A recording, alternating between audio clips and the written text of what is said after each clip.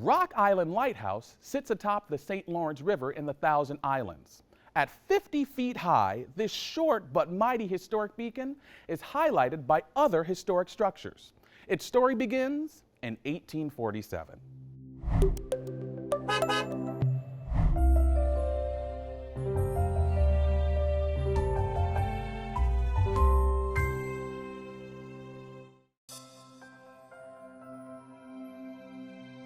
Rock Island Lighthouse was built to mark one of the narrowest and most dangerous points on the St. Lawrence River. The first lighthouse on the island was constructed in 1847 and was a combination keeper's house and tower. In 1882, the combination building was replaced by two separate structures. A conical iron tower was erected at the center of the island. This lighthouse, in the middle of the island, was sometimes difficult to see. When a three-masted schooner and a large steamboat sank within a year of each other after hitting a shoal off Rock Island, the tower was raised 5 feet. Eventually, a new lighthouse was constructed in 1903, this time at the end of a pier stretching into the river. The iron lantern room of the old light was moved to the new one. The tower is approximately 40 feet from the walkway to the platform. There's 3 landings, roughly 15 stairs to each landing.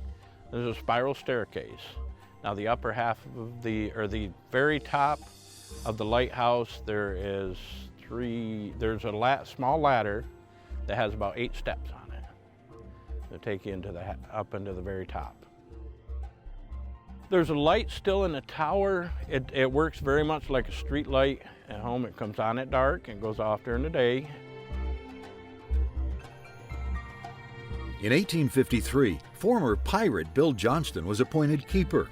Johnston was on the losing side during the 1838 Patriot War, an unsuccessful 4-day attempt by a group of Canadians and Americans to take over Fort Wellington near Prescott, Ontario, from the British.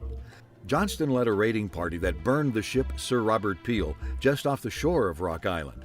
As a result, Johnston was convicted, but later pardoned by President Harrison. He kept the light until 1861. Not only did the keeper maintain the lighthouse, which was a full-time job in itself, this was also a buoy station. The buoys are pulled out of the river every year, but the buoys would be brought here, and that was part of the keeper's duties, as he would clean them, repair them, paint them, and prepare them for next season. And they'd be maintained, they'd be stored right here on the island until the following spring, when the buoys were picked up again and put back in place. Rock Island Light is the only light on the St. Lawrence Seaway that retains the tower and all of its auxiliary structures. The Fieldstone Smokehouse is from the 1847 lighthouse period. The generator house was built in 1900 and the boathouse built in 1920. These buildings, along with the carpenter shop and the keeper's house, built in 1882, are an accurate picture of maritime life on the river during the late 19th and early 20th centuries. The lighthouse was decommissioned in 1955.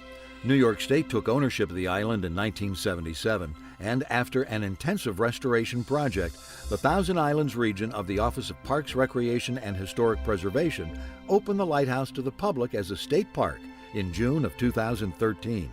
The park is open during daylight hours, and docking is available. We are open from Memorial Day till mid-September. And when you come visit the lighthouse, you can actually go into the keeper's house and see where the people had lived when they lived here. And you can actually go into the top of the lighthouse and see what it was like to be in the top of the lighthouse. I hope to see people visiting my Rock Island. We enjoy it out here, and we'd love to have you. Today, Rock Island Light is still operational, guiding ships along the Seaway.